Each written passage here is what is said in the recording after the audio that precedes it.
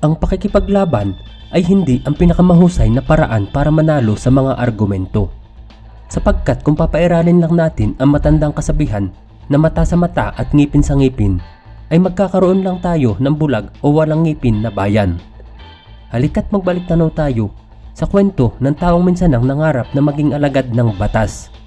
Nagsanay at hinubog ang kakayahang maipatupad ang mga ito. Ngunit sa panahon niya ay naglipana ang mga elementong naghahangad pabagsakin ang gobyerno kanyang pinaglilingkuran. Mga kalaban niya ay sumisigaw ng mga karapatan, gayong sila naman ang pasimuno ng mga kaguluhan sa bayan. Nagiging marahas at walang takot sa paggawa ng kasamaan. Kaya't walang naiwang pagpipilian kundi ang makipagsabayan kung saan pangil sa pangil na ang labanan. Ang kwento ng mga katapangan at pakikipagpatintero kay kamatayan. Captain Gaudencio Cordora Jr. Lulutang ka sa sarili mong dugo. Pero kung bago ka pa lang sa ating channel, pakipindot na din po ng like, subscribe at bell notification button para palagi kang updated kapag may mga bago tayong kwentong kagaya nito. Si Gaudencio Cordora Jr. sa totoong buhay ay mas nakilala din sa pangalang Boy Cordora. Siya ay tubo sa bayan ng Pasay na isinilang noong taong 1949. Sa kanyang bayan na din siya nagsimulang magkaisip hanggang sa paglaki. Nag-aaral pa lang si Boy noon sa Jose Abad Santos High School nang unang makitaan ng angking galing sa pamumuno. Matapos siyang tanghalin bilang best platoon leader sa kompetisyon ng mga interbranch platoon drill noong mga taong 1962 at 1963. Nagtapos si Boy sa paaralang iyon ng sumunod na taon 1964. Pagkatapos nun ay nag-aral siya ng political science sa mga paaralan ng UST at Arellano University. Naging corps commander din siya ng ROTC noong taong 1969. Nakapasok din si Boy Cordora sa University of the Philippines upang mag-aral na rin sa batas. Sa paaralang iyon naman natanghal siya bilang best ROTC cadet at kumuha din si Cordora ng Probationary Second Lieutenant Training ng ROTC noong taong 1970 na ginanap sa Port Magsaysay sa Nueva Ecija sa ilalim ng pangangasiwa ng Philippine Army. Si Boy Cordora ay nakapasok nga sa hukbo at patuloy pa niyang hinuhubog ang kanyang sarili sa pag-aaral at pagpapatupad ng batas. Kumuha pa siya ng mga kursong may kinalaman sa pag-handle ng iba't ibang sitwasyon gaya na lang ng hostage taking at iba pang mga krimen na may kaugnayan dito. Ang pag-aaral din niya ng crisis management, special operations, ang tungkol sa basic at advanced officers, VIP securities, narcotics identifications, criminal investigations, at napakarami pang iba para maging epektibong alagad ng batas. Pagpasok ng dekada 70, si Boy Cordora ay nakapasok bilang bahagi ng Philippine Constabulary Integrated National Police o PCINP. Ito din yung kapanahunan kung kailan naglipana ang mga nagnanais magpabagsak sa pamahalaan ni Pangulong Marcos. Naglipana ang kabi-kabilang pagkilos protesta sa karamihan sa mga lansangan at naglipana din ang mga masasamang loob na pakawala naman ng mga komunistang naghahasik ng mga kaguluhan at karahasan. Naging challenging ang batang karera ni noon ay Sargento Gaudencio Boy Cordora. Siya ay napadestino noon sa kanyang bayan sa Pasay City at maging dito ay laganap ang pagkilos ng mga makakaliwang grupo. Mga lider ng unyon at mga aktivista ang kanyang pangunahing nakalaban bukod pa sa pangkaraniwang mga kriminal sa kanyang nasasakupan. Pinangunahan ni Sargento Cordora ang pagbubuwag sa mga pagkilos protesta ng mga unyon at aktivista na suportado ng mga komunista na silang nanghihikayat sa pagsasagawa ng mga ito. Ngunit bilang alagad ng batas ay naging mahigpit si Sargento Cordora sa kanila. Mas nangingibabaw ang kanyang bangis laban sa mga nanggugulo sa mga lansangan. Sinasabayan niya ito ng mga operasyon na kontra sa iligal na droga at paunti-unti ay nalilinis niya ang mga lansangan sa Pasay City. Patuloy na namayagpag si Cordora sa kanyang paraan ng pagpapatupad ng batas kung saan hindi naging bulag ang mga opisyal niya sa kanyang mga ginagawa na pagpapalit anyo ng Pasay City patungo sa mas mapayapang pamumuhay. Si Cordora ay nagpatuloy sa pagtanggap ng mga komendasyon at pagkilala mula sa iba't ibang institusyon hanggang sa matanghal na din siya bilang Captain Gaudencio Boy Cordora Jr. At sa panahong siya ay si Captain Cordora ang naging pinakamadugong bahagi ng kanyang kasaysayan. Minsan na rin niyang tinugis ang noon ay kilabot na si Ben Tambling matapos nitong mapadpad sa Pasay City kakaiwas sa mga pulis na humahanting sa kanya. Si Ben Tambling ay isa sa kilabot na kriminal na minsan na rin nabansagang cop killer dahil sa dami nitong napapatay ng mga pulis sa isang personalang labanan. Pagsapit ng dekada 80, si Captain Cordora ang natatangi at naunang pulis Pasay na naipadala sa Amerika para magsanay at sumailalim sa terrorist analysis course.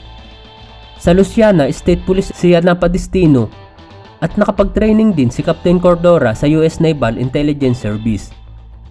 Sa kanyang pagbabalik dito sa bansa ay lalo pang naging mas mabangis na Captain Cordora ang nasaksihan ng lahat. Muli niyang pinangunahan ang mga kampanya sa walang katapusang problema sa droga.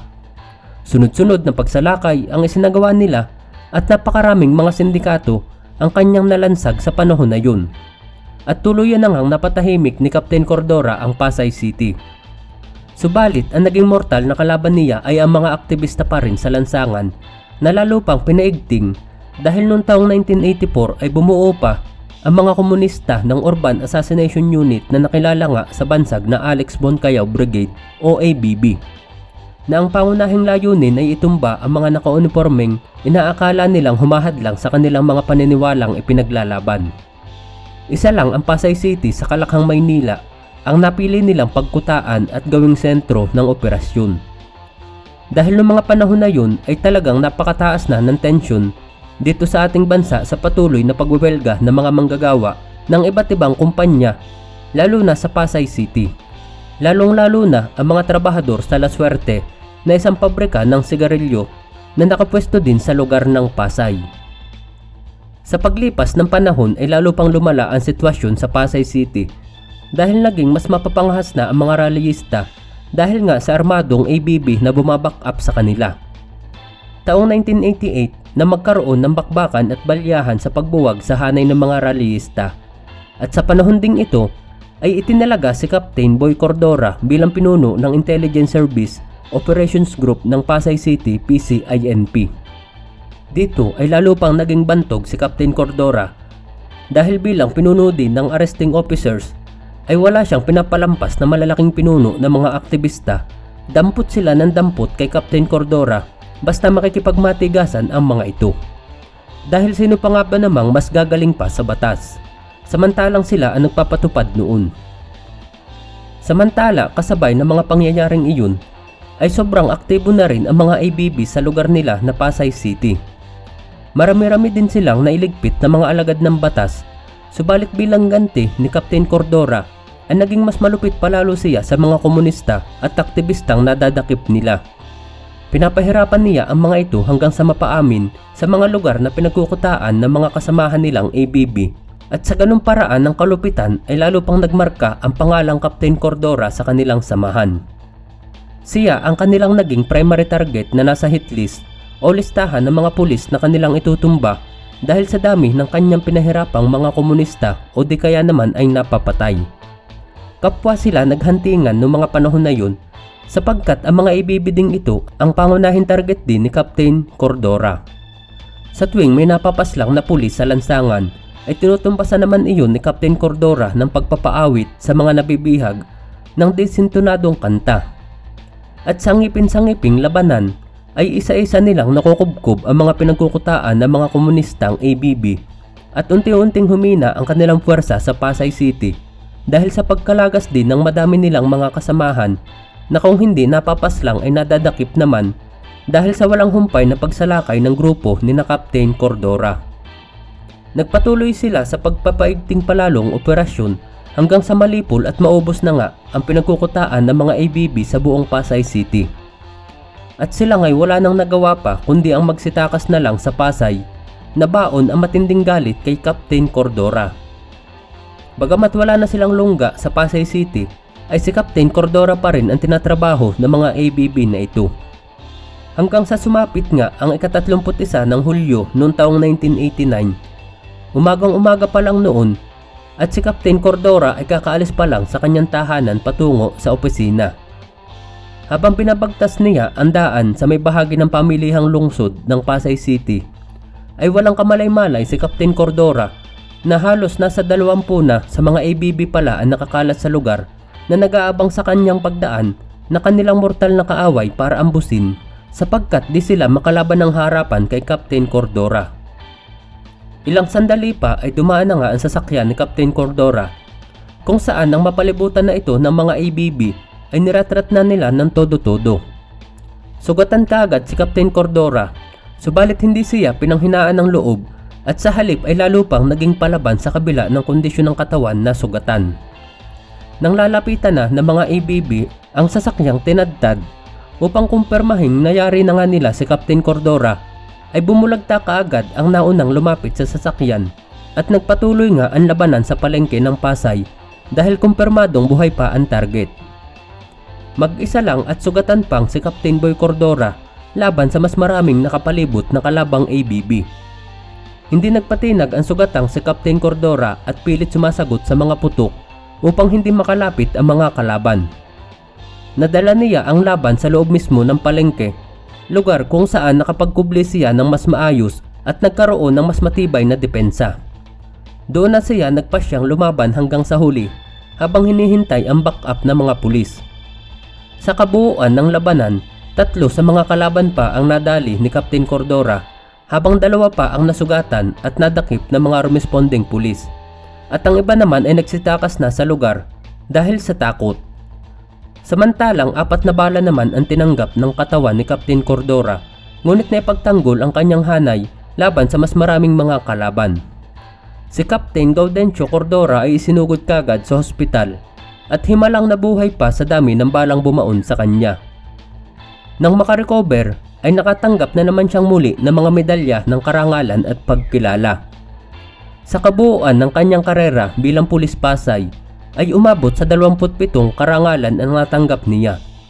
Makalimang beses ding natanghal si Captain Cordora bilang Most Outstanding Policeman of the Year na naitalang kauna-unahan din sa kasaysayan ng Pasay City Police Department ang ganong karaming pagkilala. Muling naitaas siya bilang si Colonel Boy Cordora at naging Chief of Police ng Pasay City. Pagkatapos dun ay nailipat siya bilang Chief of Police ng Parañaque kung saan hinirang pa itong Police Station of the Year at Most Improved Police Station of the Year na iginawad ng NCRPO. Napalipat muli si Captain Cordora bilang Chief of Police ng Pateros kung saan naman ay tala ang lowest crime rate sa bansa sa ilalim ng kanyang pamumuno. Ganon din naging Chief of Police siya ng mga estasyon sa Makati at sa Taguig. Dahil dito ay muling naitala sa kasaysayan si Colonel Cordora bilang natatanging opisyal na nakapanungkulan sa 5 magkakahiwalay na lugar sa Metro Manila. Taong 2000 at 2001, sa kabila ng kanyang edad ay nahirang pa rin siyang field officer sa 2 magkasunod na taon na iyon. Nang magretiro si Colonel Cordora ay naging aktibo naman siya sa iba't ibang mga organisasyon sa lipunan, lalo na dun sa mga related sa pagiging alagad ng batas.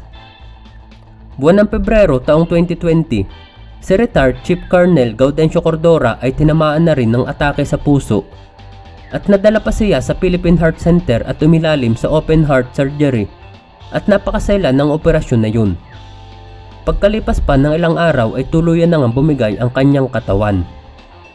Si retired Colonel Gaudencio Boy Cordora na minsan ang naging kilabot ng mga kalaban ng batas ay pumanaw sa edad na 71 taong gulang. Ang pakikipaglaban ay hindi ang pinakamahusay na paraan para manalo sa mga argumento.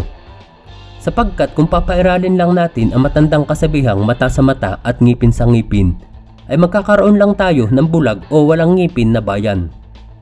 Ikaw kaibigan, ngipin sa ngipin nga ba talaga ang dapat siyang umiiral sa ating bayan? O mata sa mata nang pare-pareho na tayong maging bulag sa katotohanan? Maraming salamat sa iyong pakikinig kaibigan. Hanggang sa muli, paalam!